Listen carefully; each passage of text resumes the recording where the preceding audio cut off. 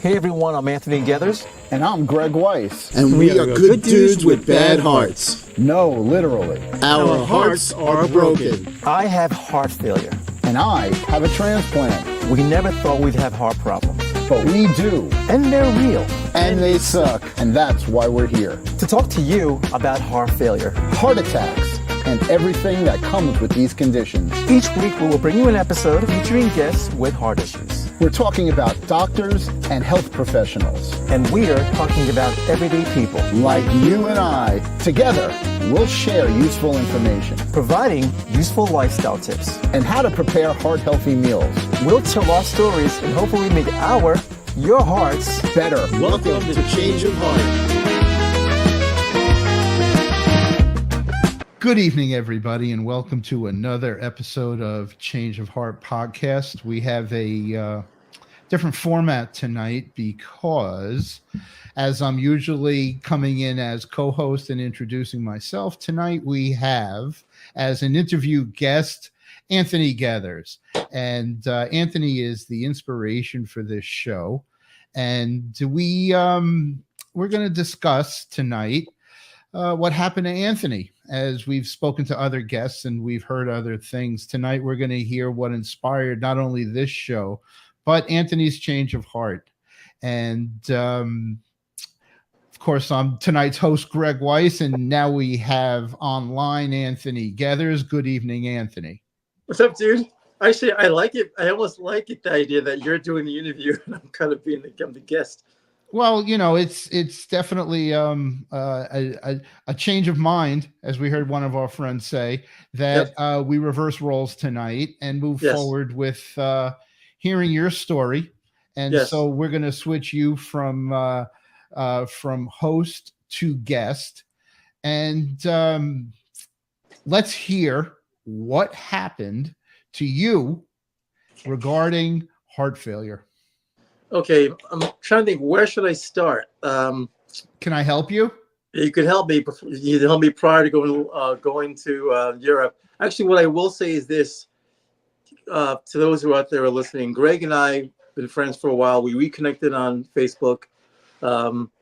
Gregg is also an engraver, and he was the one that engraved my custom bass that we ended up hooking up prior to me leaving for Europe. So we have several connections otherwise outside of the heart thing, but prior to going to Europe, I felt a little sick, but I didn't think it was heart failure or anything of that nature. I thought it was a cold.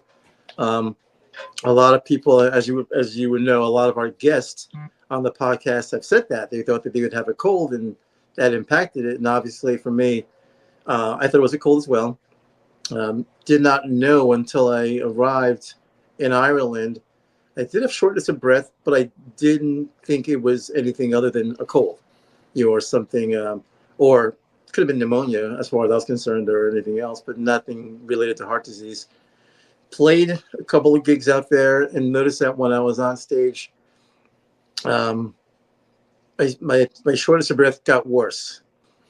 And so while I was out there, I bought their equivalent of a Primatene Mist, which I found out later that was a wrong thing to purchase.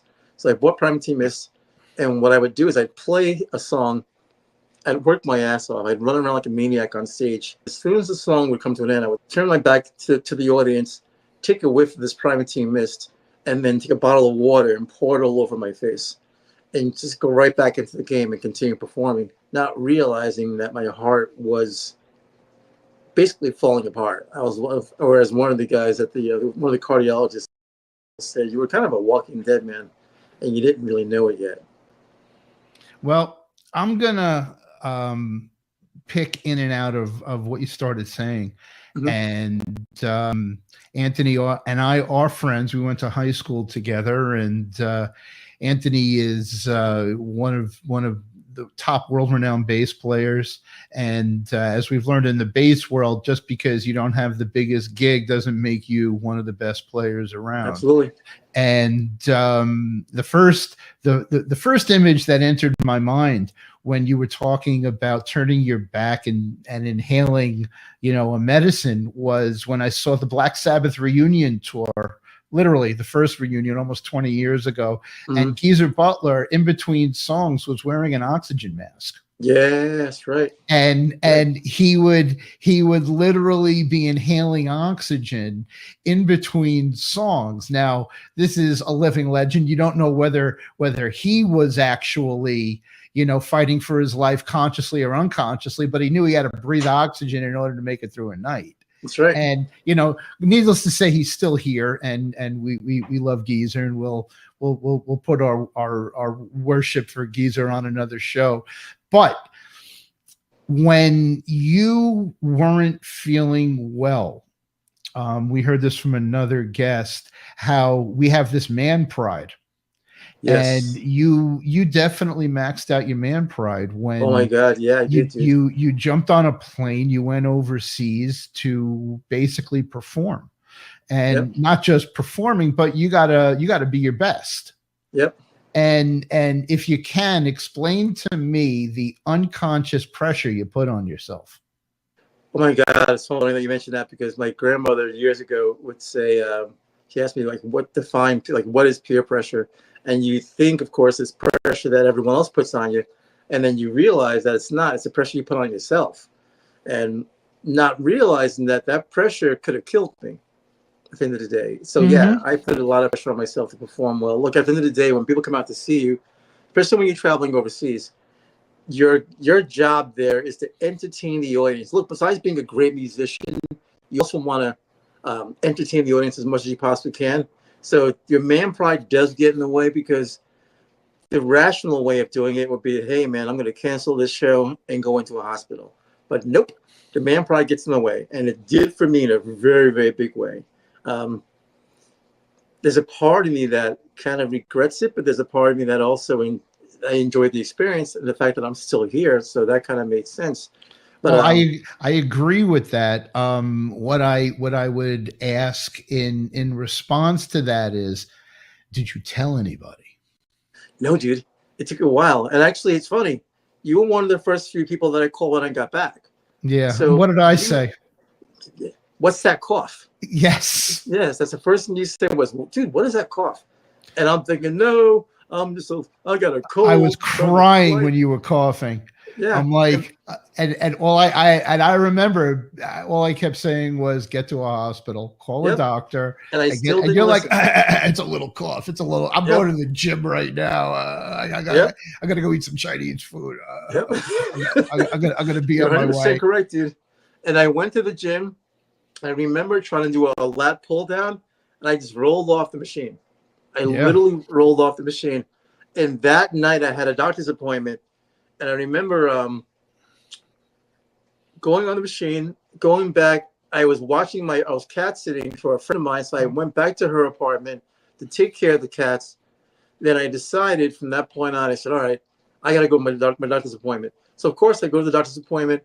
And he looks at me. He goes, dude, let's check you into a hospital. He goes, you look horrible. So I'm like, nah. I said, well, I shouldn't say that. Because by that time, I put on the 42 pounds of water weight. Yep. That's when I ended up putting that on weight. And he said, well, I'll check you in, because he was located in Newburgh. He said, I'll check you in at it was St. Luke's, Cornwall, which was 10 minutes from his office. And I said to him, nah, I'll drive to Nyack Montefiore. And he goes, do you think you'll make it? I go, dude, I made it all the way to you. Yeah, I hear you. Yep. So I ended up driving all the way to Nyack Montefiore. But even when I got there, I was hungry. So what I did? I went and got a pizza from Tarantella's. Well, if you're gonna go in, that would definitely be advice. Yes. So I went to get a pizza first, and I was like, all right, I'm starving, man. So of course, I go to Tarantella's. I get a chicken parm slice, and a portion of it. Drove myself to the hospital afterwards. It took me about 45 minutes to get from the car to the emergency room. But that's how long. But you had to have that pizza. You definitely cooked the numbers going in. Oh my God, yes! I was so slow walking in. A close friend of mine met me there, and she started crying. She was like, "Oh my God, you're an absolute mess." So got me into the room, And I remember going into the doctor's office, and there were about 4 or 5 cardiologists kind of gathered around me. And And this is at night, on a weeknight, on a weekend. this wasn't a weeknight. I would not on a weekend. I'd be afraid. Yeah. Yeah. Well, they have people around, but they're a phone call away. Exactly. So I ended up, the cardiologists kind of gathered around me. And I remember one cardiologist saying, excuse my candor, but how the F are you still here with us? Mm-hmm. And I think that was the moment of clarity. That was my come to Jesus moment where I was really like, holy crap.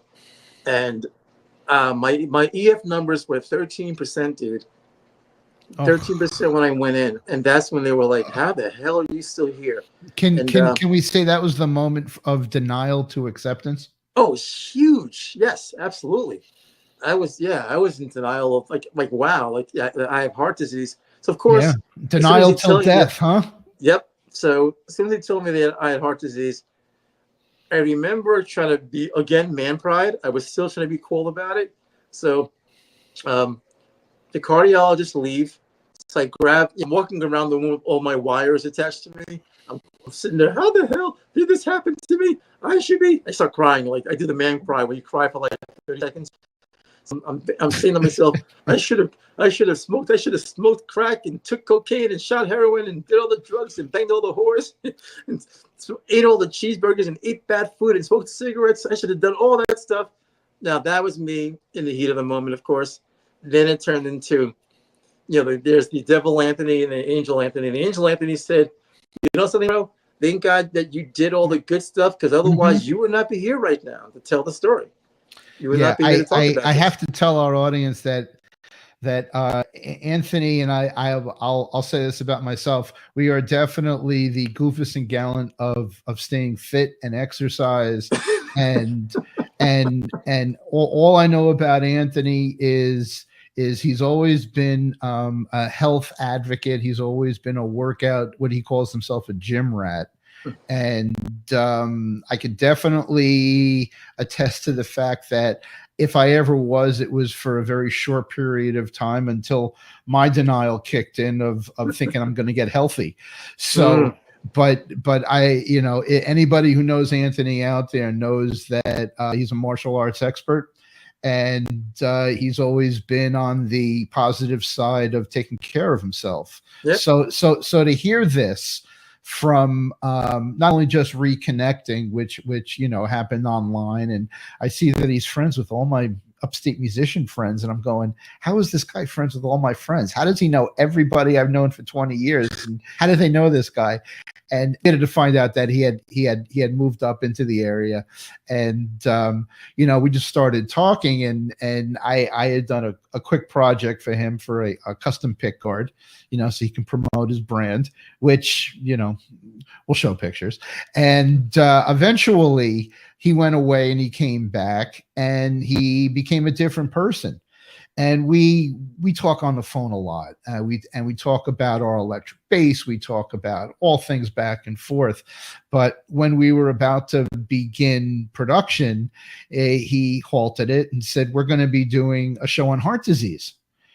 And we can watch part 1 of another episode of me talking about how I wanted to spend every day of my waking life forgetting my experience. Yes. And now we're back to, I have to, become a piece of advice to people who've either will suffer it, have suffered it, will never suffer it. But I told my story and the beginning of it, more to come at other episodes. And, I encouraged Anthony to go with it. I said, this is going to be a good thing. Yep. And, we've gotten to a point where we finally got Anthony in front of the camera. Yes. So now I'm going to start asking some questions. Yes. Okay, so you're in Europe. You're pushing your man pride. You're not telling anybody. The question I have is, did you just want it to end, or did you think that somehow all this is just a cold and you're going to feel better tomorrow? dude, I wanted it to end. The one thing that I did not have was I didn't have any pain. Yeah, that part, yeah, there was no pain. Discomfort, yes. Shortness of breath, yes. But no pain, no signs of anything being. Any heartburn, any type of Not really. Nothing. It was okay. just really strange. That's Like what I had. nothing. Yeah, like it was almost like, you know, when you like you get a cut, but you don't feel it until someone points it out to you. Mm-hmm.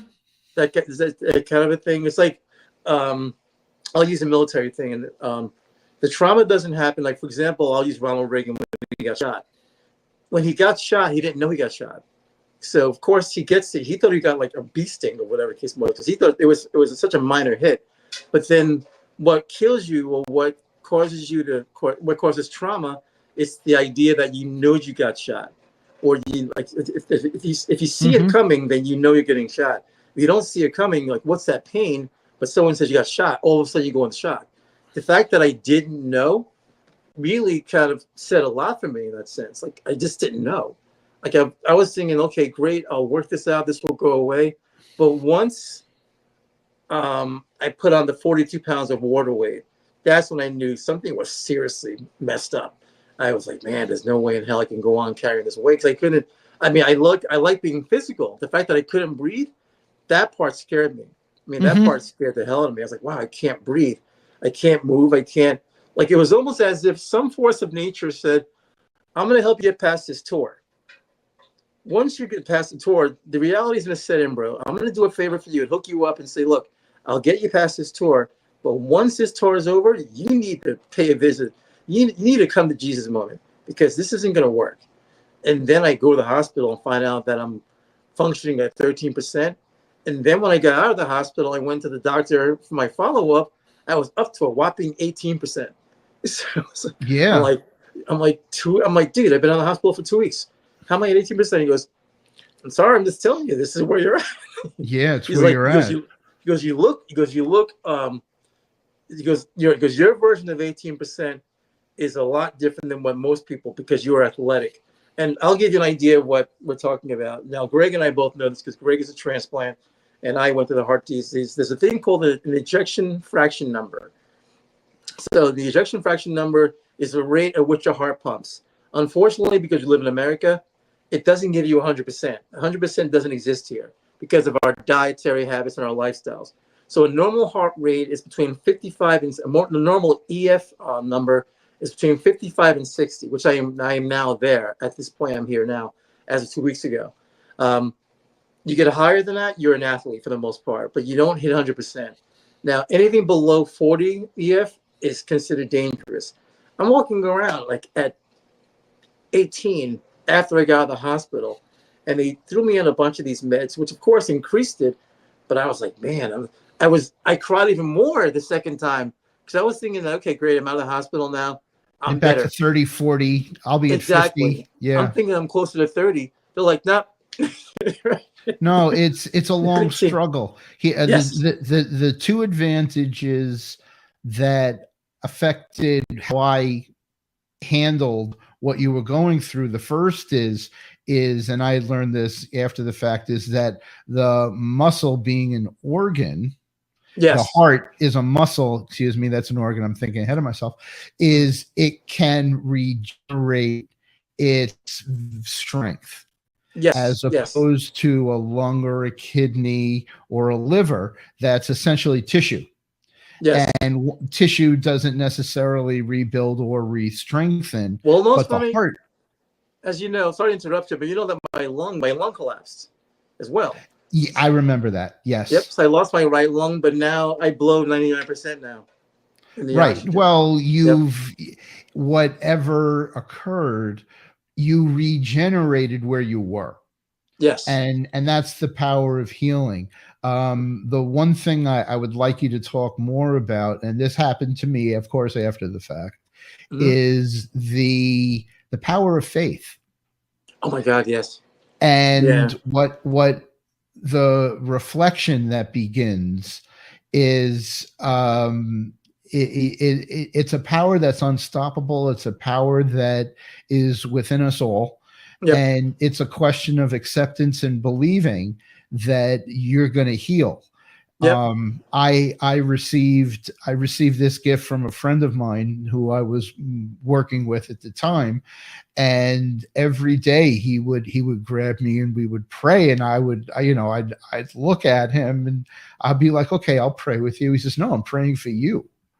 And Okay. I didn't really know what he was talking about until I'm having heart failure in a hospital, and he ex military, and he was security in the Air Force, and he would gather a prayer group, still does every day, and I'm in his prayers. And he would give me a prayer to speak, and that he would tell me that this would create a positive experience for your doctors and for the procedures you were going to go through, and that you have to believe. And once I started accepting it, it changed my outcome extremely. And to hear you talk about having your moment, I told my friend about your situation, and whether you know it or not, he's praying for you every day with a group of vets. And this is how they heal from their experiences, whether it be from the military experience or from their health experiences, and they spend most of their day listing names, praying. And he wanted to know the name of my doctors and my relatives, and this is I think my experience is exceptional, and it's one of the things we try and talk about on this show. But now that we're talking to you, what changed from before you went on tour to discovering like a faith afterwards? Oh, dude. First and foremost, the power of prayer works. But I'm also going to add on top of that as well, because as you know, I'm a vet. So I had lots of family support, lots of friends like yourself, and other people who give me support. My ex just came out of nowhere and gave me a lot of support. So my VFW gave me a lot of support. Speaking of prayers, because we have a minister on board who we pray for everyone in the military. We pray for everyone who's actually not in combat. We pray for on Veterans Day and Memorial Day. We pray for those who served. And we pray for those who are sick. But when you're doing the prayers, when you're part of the VFW meeting and you're doing those prayers, it never ever crosses your mind that one day you'll be the one that's praying for. You never think I of it. agree. Yep, I'm the one. And getting back to man pride, part of what, as we discussed with a lot of people on our episodes, is that we talk about the idea of superhero syndrome. So for me, the idea of being in good shape so I can help everyone else. I can be there for everyone else when they need it. You can be there for your family. You can be there for your friends. You can be there for a stranger if they're having a moment where someone has a car accident and you're able to save them. Or there's a fight that breaks out and you're able to help defend someone. You never think of it in terms of, which one day someone said to me, who's going to help you out, Superman, when you get sick? When your kryptonite kicks in and you're laying there all curled up on the bed, who's to be there for you? So never ever thought of it that way. But then I have a pastor friend. I'll say her name now, Pastor Naria Butler. She was pretty much my guiding light the entire time. Like she wasn't one that I wasn't going to tell anyone. Speaking of telling anybody, as you discussed earlier, I didn't want to talk about it. So she wasn't one that encouraged me to post it on Facebook, which I ended up getting over 300 responses from it. But behind the scenes, one of the reasons why I wanted to do the podcast, because I ended up getting 25 people who sent me private messages talking about how they understood what I was going through. These are 25 people who had heart issues. So I was like, wow, there was no one wants to talk about the shame or the stigma behind having a heart issue. That's the first thing I felt. I was like, man, I spent all these years eating right. I go to the gym. I'm physically active. On stage, I'm physically active. My cardio is good. So I figure my lungs are strong. My heart is strong. But what collapsed first? My lungs go first, and then my heart goes.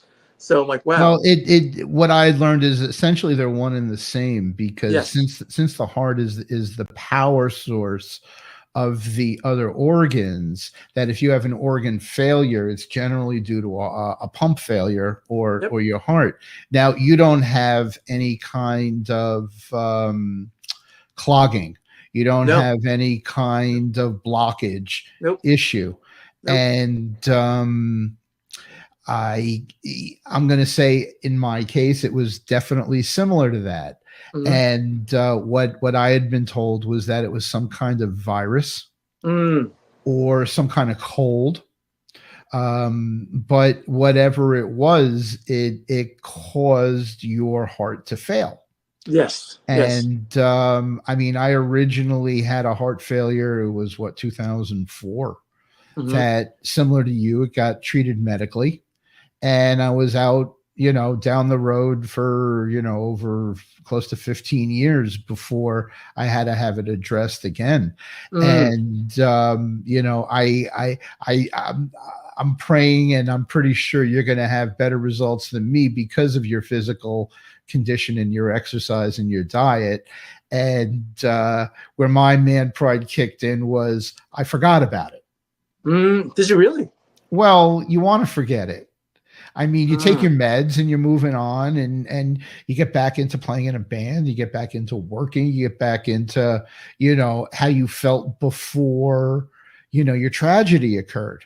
Yeah. And, this is where it ended up for me. So, okay, you end up in the hospital.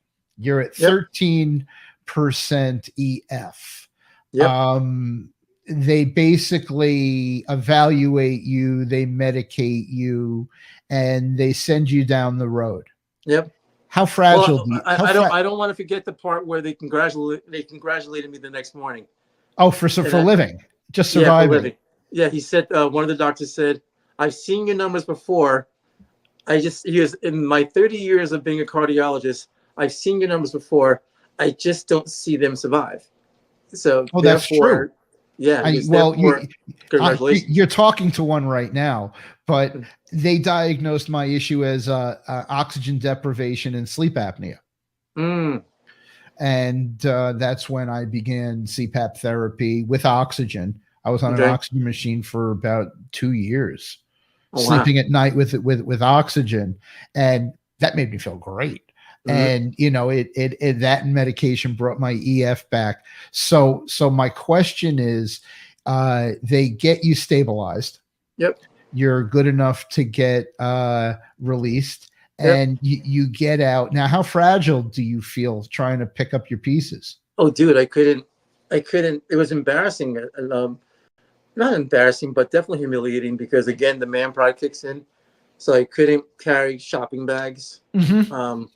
Walking upstairs was a chore.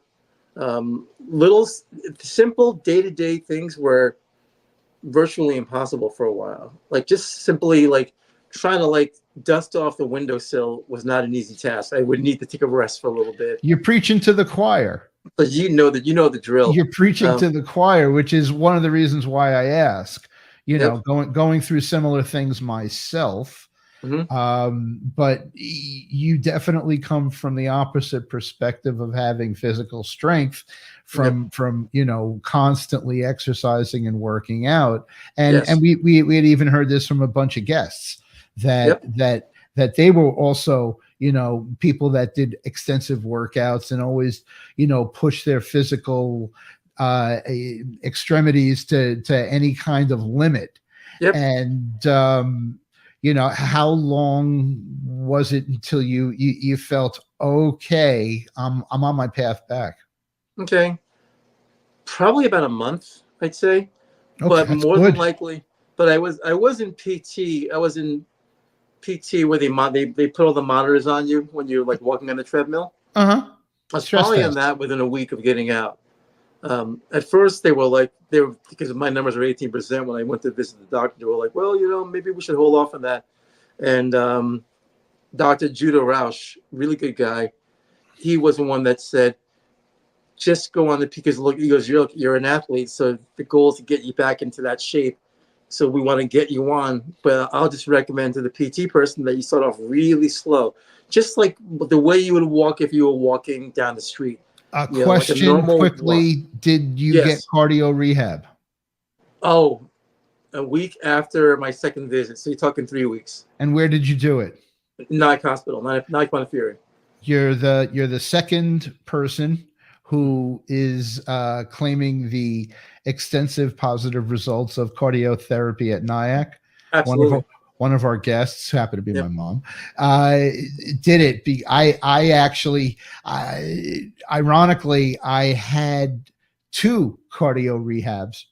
Mm-hmm. My first cardio rehab, it took me 6 months to get into Helen Hayes 6 months at Helen Hayes. because of COVID. Whoa. They weren't accepting Yeah, anybody. that makes sense.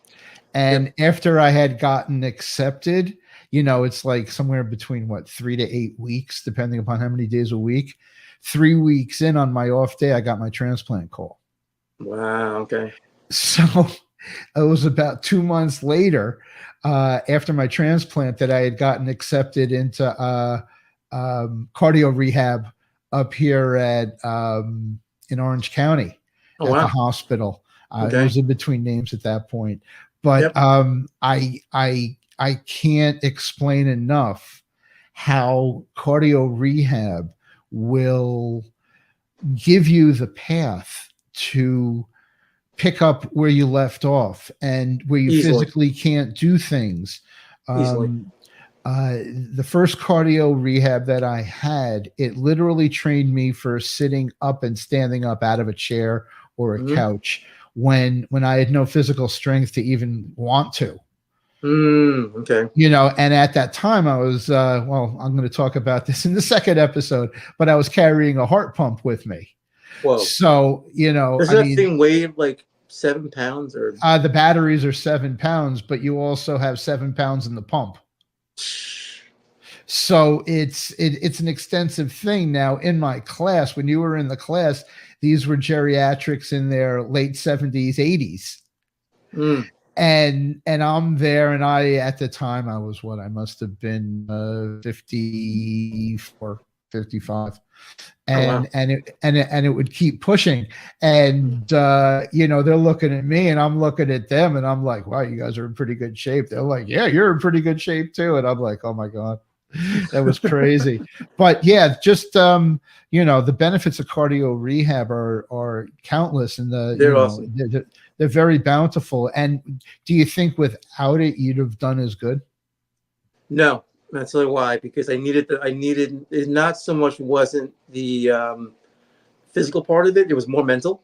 It was more it was more the emotional, mental part, because my goal was to get back into the gym. So I needed the push. So the idea that I kept calling the doctors going, when can I go back into the gym? And they're basically saying, geez, you want to kill yourself? You gotta slow down a little bit. So and that's when they assigned me the cardio rehab. And the PT, she pretty much, I only went twice, and then I was back in the gym after that. But I just needed that emotional, I needed that push, because my goal mentally was to get back into the gym, get back into sparring a little bit. Like, I wasn't going to physically spar because I don't want anyone. Actually, someone offered me to spar with me. I said, dude, I don't want you punching me in the chest by accident. You might kill me. Yeah, but you were like shadow boxing. Yeah, but even then I didn't want to take the risk. I didn't want to put my body in an awkward position. I had a situation when I finally got back to the gym. It might have been too soon. And we had our guest, Randall, on the phone. And I remember doing a leg workout that day because I felt strong. And I ended up tearing my hamstring. So I think it was a little bit too soon. And I didn't give myself enough time to stretch. Was that from apathy of just pretty much walking? apathy? Yeah, you're right. Well, I like I said, I'll talk about that later. But yeah, I mean, it's one of the problems is restarting everything. Yeah, is absolutely. Getting circulation back to all the extremities, and you're talking about somebody that had failure who had to have a pump in order to wait a year and get a transplant. So let me add this in. When I was there and when Randall called me, I felt strong because I was doing the high squat machine. I think I had 4 or 5 45-pound plates on. So I was so happy that I was able to, this is on each side. I was so happy that I was able to actually do the weight the way I did. And then it caught up with you. Then it caught up with me at the last rep. And Randall literally within 2 minutes of me doing that, Randall called me, and I said, "I'll be fine." And then I later realized, this this isn't really working for me. So just from an opinion from the other side of just what I had learned is that because of your medications and because of the lack of mobility that you suffered, what happened is it takes about 10 to 15 minutes for your heart to catch up from the energy you just expired. Yes, this is very true. And it doesn't register until you've pushed that limit. Yep. And I'll go on talking about it at another time. Sure. But it was well, wait, let me interrupt you for just a second. I want to hop in that while we're talking about it. Yeah, no, go for it. I was trying to push my my heart rate past 130 to really test out, see how strong it was. And I remember Dr. Judah Rausch said to me after one of the follow-ups, I said, "Why is it not going to 130? It's stopping at 120." And he goes, "The carvidiol stops your heart. It will prevent your heart rate from passing that point. So no matter how hard you push, you're not going past 120." I mean, I'm sweating profusely, but my body was like, "Nope." My heart was like, "You're not going past 120." And he goes, "You can push as hard as you want. The carvidiol is not going to let you go there." Yeah. And I was like, wow. No, it's one of the life-saving drugs associated with heart disease. Yes. The brand name is Plavix. Yes. And Plavix. I was a bona fide recipient and user of Plavix for a number of years. Wow. That's a whole other story. But got off it, after like 2 years, and these life-saving medications are one of the, I'll call it a repellent to the number one killer of people in the United States and probably the world. Yes. Watching and producing these episodes, I've had to do a lot of research, and the easy research is that heart disease is the number one killer of people in the United States, close to 700,000 plus people. It's followed by, unfortunately, cancer. And number 3 that people don't really understand or get a grip on are accidents and preventable causes. Yep. Yep. And, maybe we'll do a podcast on accidental and preventative causes, form of death, but there's no medications for those. No, there's not. That's car accidents, poisonings. Yep. Well, there's no medication for driving while distracted. Yeah. Cleaning your gutters. Cleaning your gutters. What was the name of that show? It was 1,000 Ways to Die. Yep. Yeah, that was definitely a bizarre show, but in that respect, just getting back to heart disease, what we've learned is that there are numbers and numbers of different types of heart disease. It isn't just a heart attack. It isn't just a clogging. There's valves that go bad. There's your aorta and your veins go bad. Yep. There's calcification. There's dozens of different types of afflictions that cause people to have what you and I call a change of heart. Yep. And in my case, it literally was a change of heart. Yep. But I'm going to ask you again. So we're going to backtrack a little. Okay, you're out of the hospital, you're recuperating, you're going to the gym. What was that moment like when you realized I'm better, that I'm able to get back into the pace and lifestyle that you were leading before the sickness? I'll ask you later about how long you thought you were sick, which is probably a lot longer than you probably realized. I think it's a lot longer than I know. But asking here, I'm going to suggest, how far after your initial recovery did you realize, now I'm not having an issue? Now I'm I'm not slowed down anymore. And you actually put it not as the first, second, or third, but like the fourth thing in your mind? It was probably in September, I'd say, because my issue happened in August. I'd say late September. There was one night while I was taking the trash out, and just on the way to the trash can, I felt comfortable. I was like, wow, this feels kind of cool. And I remember deciding from that point on, I dumped the trash. I went back to my car. I swapped out my slippers for my running shoes because I always have a gym bag in the car. And I decided to I did my Forrest Gump. I went for a 5-mile walk around Spring Valley. I literally just decided right there and then at 10:30 at night, put on my sneakers and went for a 5-mile walk. I did my Forrest Gump. I was running. So I decided just to go walking around Spring Valley. And I put on my Apple Watch. I turned my watch on and started walking around Spring Valley. And I accomplished 5 miles. And when I went home, I'm like, wow, I'm not tired. My lungs felt good. It was just one of the best feelings for that moment. Oh, so I that understand. was the first moment. And I the understand. second moment. I want our audience to hear that. Okay. And now I'm going to back it up and go, how do you feel today? I feel awesome.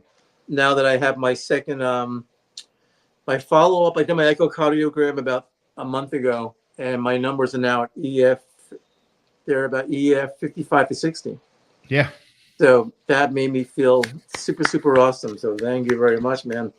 Yeah, so I'd like to thank the Academy. I want to thank you for being supportive, everyone else around me. I want to thank this show because you learned a lot more. Getting back to what we said earlier about being sick, I had sleep apnea too. You know, I would hear like some of our guests talk and go, you know something? I had the exact same thing they had. The difference is I had to make some changes. Like I never got a CPAP machine, but I had to kill off dairy. Dairy was one thing. Well, I was feeling a lot of mucus.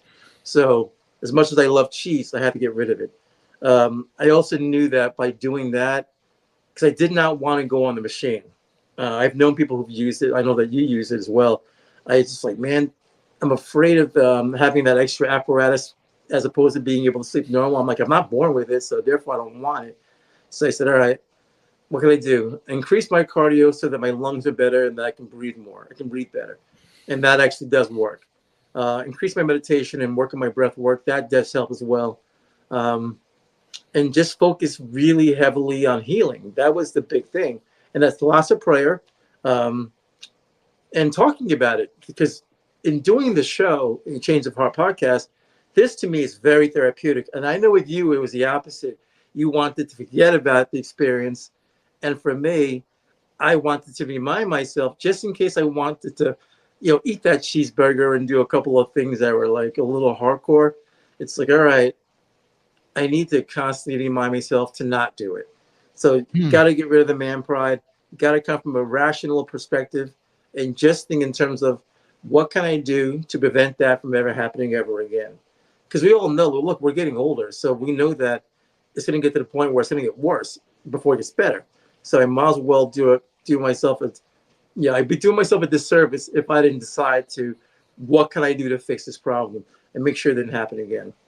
Well, I agree. From the standpoint of going through what I've gone through, I've had to accept a few things and try and change things in another way, with the diet and being a lot more active. And, I'm going to say that without having music in my life as not only an emotional, but a therapeutic outlet, that I don't think I would really want to have what I have in life now if I didn't have that as a part. Can I tell you something? I agree with you. I should have included that because. Well, I'm asking. Yeah, but that's something I should have included because we are both very passionate about music, and the music does drive me. It really, really does. Music, dance, and movement. Those are the three things that keep me moving. I hate to say it, food as well, but I can't eat the way I used to eat. I can't do as many rich foods, so there has to be these new dietary choices that have some flavor to them. But we can't go back to, eating the pizza, like the chicken parm pizza that I had the night before I went. The night that I went to the hospital, and I remember asking a friend of mine, "Can you go out to the car and like grab the slice of, because I had half the slice. Yeah, I want to finish the crust. Yep. So I remember, and of course, doctor's like, absolutely not. Yeah. You're like, you're not going to eat that. Yeah, no. And then hospital food will really change your mind about eating at all.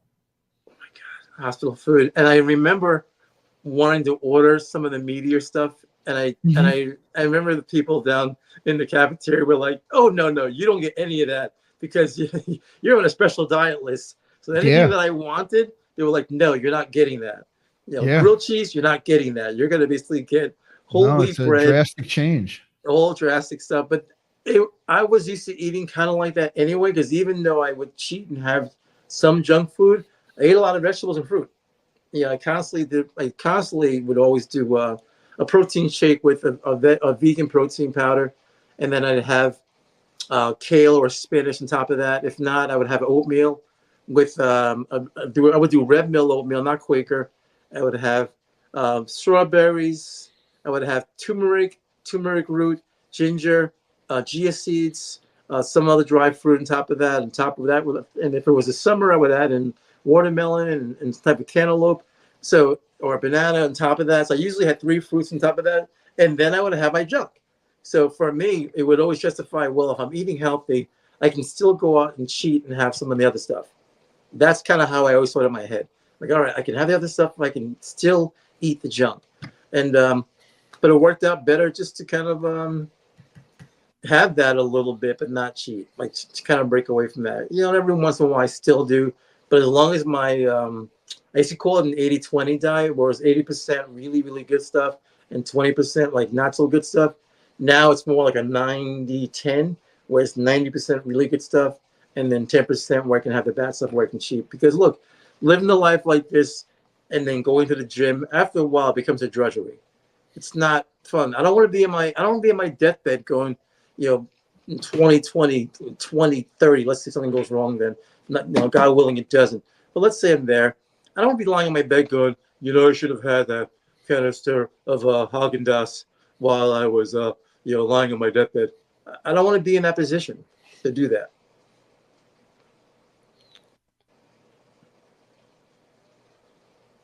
Okay. Give me 1 second. Got it. Okay. Yeah, I froze out for a second, and I'm hitting my backup here. Okay. I don't know if you can hear me or not. No, you're fine. You're fine. Okay. Yep, you're good. Hold on. Okay. Yeah, I locked out for a little while, but no big deal. Around here I don't know what it looks like, and so I started my backup. In any event,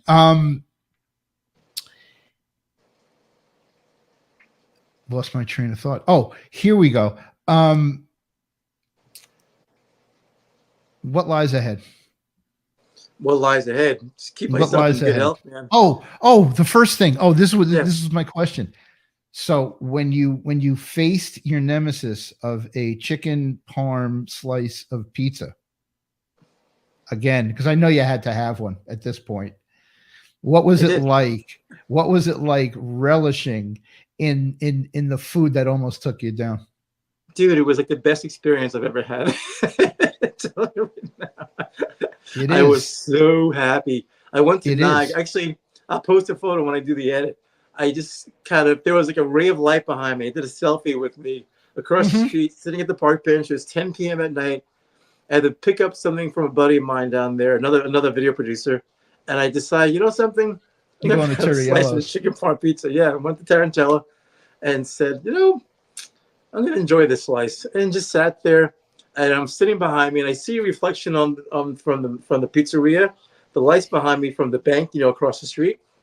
And I sat there, I set up my camera, and just did a selfie of that. And he said, this looks really cool.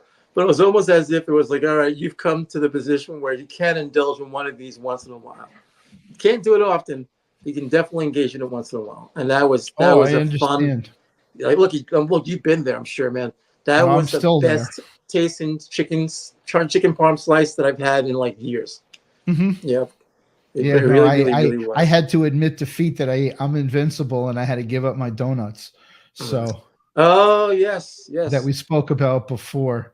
But have you added any supplements, any nutritional? Oh, I've added more, meaning that I've always done them anyway. Mhm. But you pick one all 10 is an addition now. Um, Omega threes, of course, fish oil, more Was that salmon. because of me, or you did that anyway? I did that anyway Good. because I was always. You got to remember, I'm half Caribbean, so we do fish oils anyway. So Yeah. that was kind of our part of standard with us, and then added that in more sparrow root, more dandelion root, yellow dock, anything that was like a natural blood thinner. I added in. I added more beets into my diet, and I didn't like beets in the past. I hear you. But yeah, I really I wasn't a hear fan you. of beets. I mean, if you want to do a movie and you need to have fake blood, just take beets and then pollute the area, and that will give you the look of like, like you're bleeding Yeah. internally. It just doesn't have that look outside of that. I think that's the And color of unoxygenated blood. yeah, exactly. Added more B12. I actually added a B complex on top of my B12. Zinc, magnesium, and more calcium. All right. On top of that. So it's on top of the. So I have my separate sections. There's my heart meds, and then there's my supplements. But you also want to have the diet to support the supplements as well, because most people don't realize it's a supplement. So you need to take that in addition to your food. Like you don't just. Well, do that's that true. solely. I mean, 2/3 of my therapy of the pills that I take are supplements. Okay, there it is. Same thing with me. And it's ironic, like you see commercials on TV. There's a new one. Was it Tony Hawk is pushing magnesium?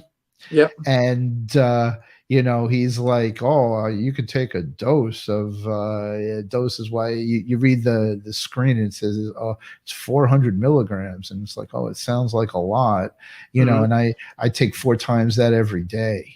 And part of the reason are the drug interactions, and that because I'm taking antivirals and anti-rejections and antibacterials and anti-immunity drugs all at once, that a lot of these drugs need these supplements to function properly.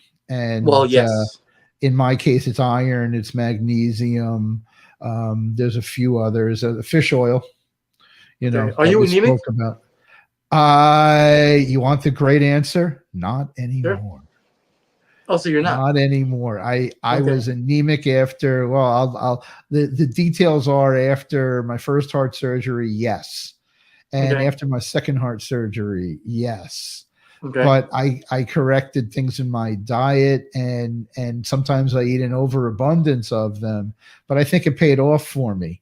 It was one of the things that I remember from Adele talking to us about how he had this not in my case, but in his case, he had a need to eat salt.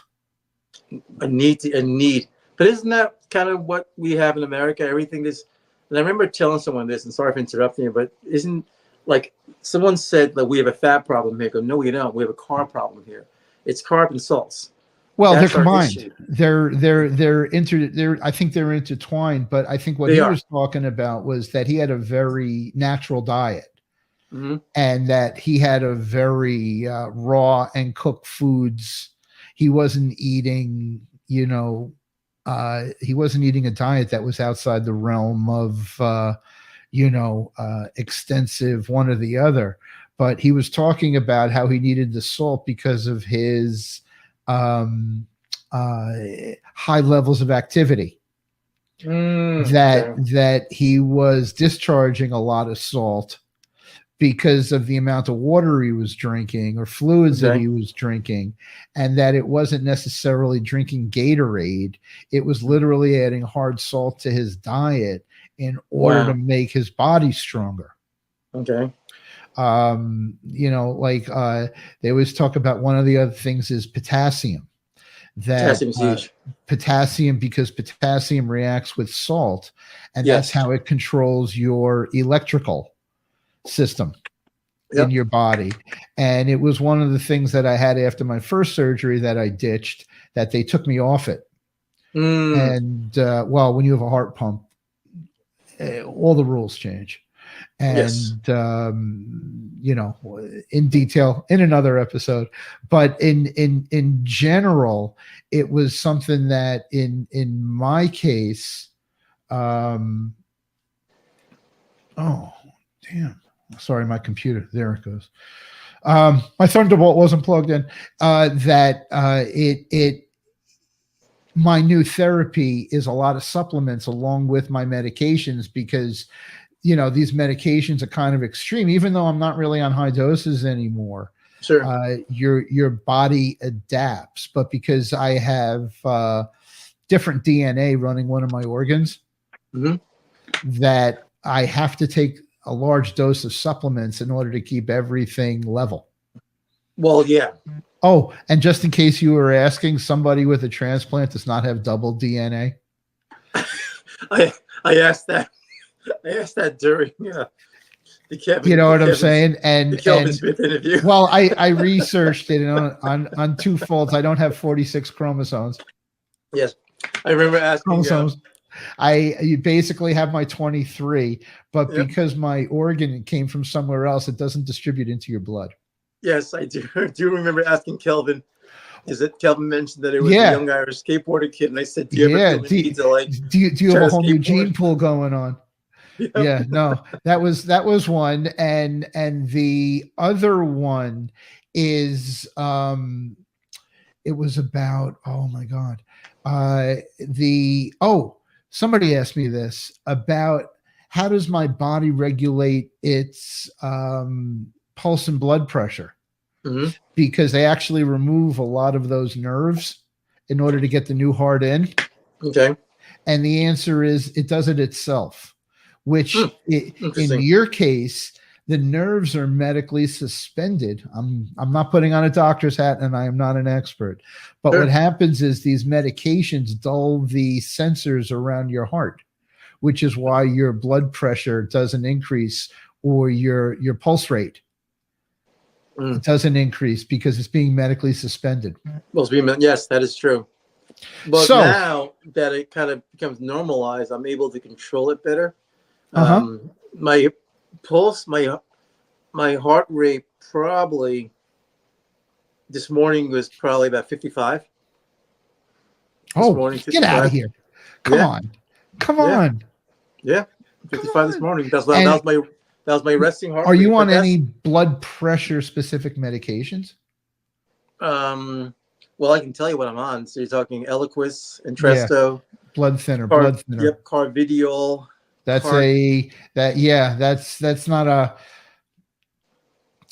not a blood thinner either. No, the first two were. What's the Atorvastatin? Is that how you pronounce it? That's a third. You're on 3 blood thinners. Yep. So Farxiga. That's why it's so low. Nice. Yep. Congratulations. Thank you. And Farxiga is another one. What's a Spirulactin? Is that what it's called? That's a water pill. Yep. So Spirulactin, Torsemide, of course, is a water pill. Yeah. They got you going. Okay. Yeah, right, man. You're up there. But so Torsemide, Spirulactin, Atorvastatin, maybe aspirin, 81 milligrams. Yeah, you got the whole. You got the good routine going on. But I had 12 at one point. I'm now down to the 8. So I do a few at night. I do more in the morning, but then I do less at night, obviously. So there's a morning routine, then there's a night routine. Well, I understand that. I mean, you're you're preaching to the choir. Yes. I'm going to ask you your last question. Yes. Okay. I feel blessed that we've started this show. I feel blessed that you're my friend.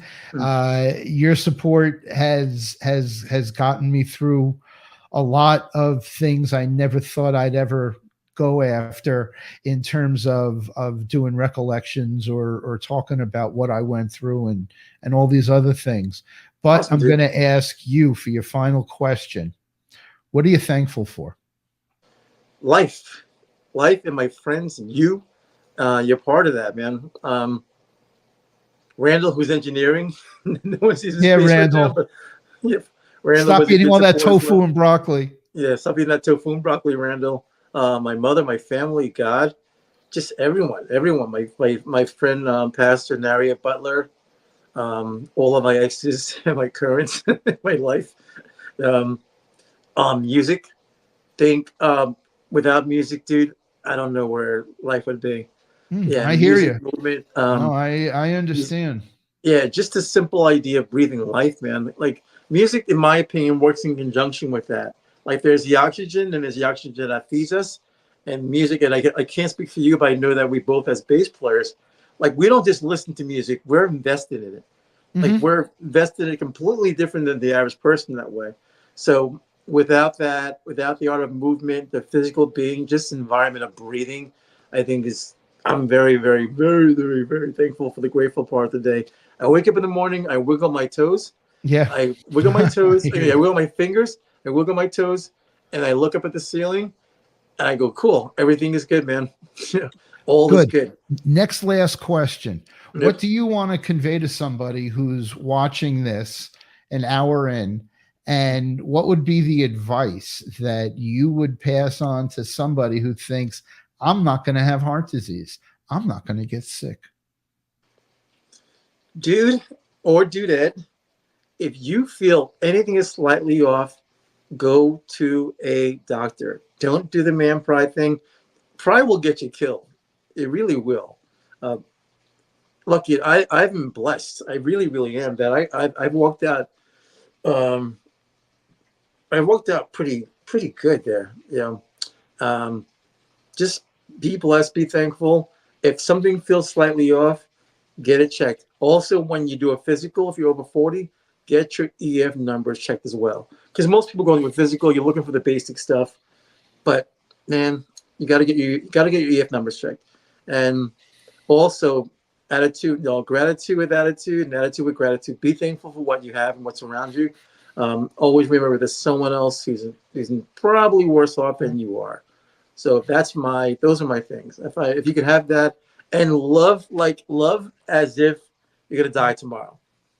Get involved in stuff and do it as if it's your last, like this is the last time you're ever doing it, and do it with passion. If you can do that, then life is good. I mean, look, you were cool enough to say we were going to do a bass podcast.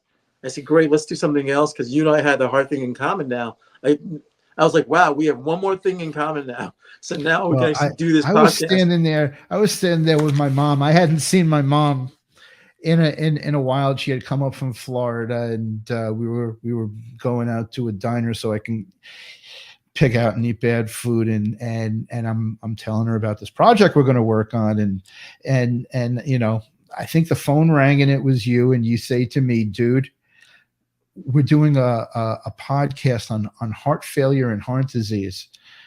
And I'm looking at the phone. I'm looking at my mom. I'm looking at the phone, and I'm going, why, why, why, why am I doing this? Why am I not saying no? That I'm running away from this, and I'm running away into a diner to eat, like feed my feelings. And it ended up really, really being a positive thing, I think, for Yep. me, for you, for anybody, who's listening, or you hear about this podcast, take a listen, because we're bringing news that's generally a negative and turning it into a positive. Absolutely. That we're going to be the mirror on self-reflection to get yourself checked out, Yep. get your EF numbers to see where your heart is pumping at, and help. We're here to help. Yep. And on that note, I'm going to thank my guest, normally co-host, Anthony Geathers. And I'm Gregg Weiss, and you've been watching the Change of Heart podcast that we are streaming on 8 platforms currently and expanding, thanks to Anthony and all his hard work. And I want to thank our engineer tonight, Randall Martin. And we're going to go have a big food fest one day, the 3 of us. Yes. And thanks again. And share, like, and subscribe. Bye, everybody. Looking forward to more episodes. And check out our Case for Bass. For those Yes, we have the Case there. for Bass podcast on the same platforms on Facebook. And if you play bass, we want to talk to you.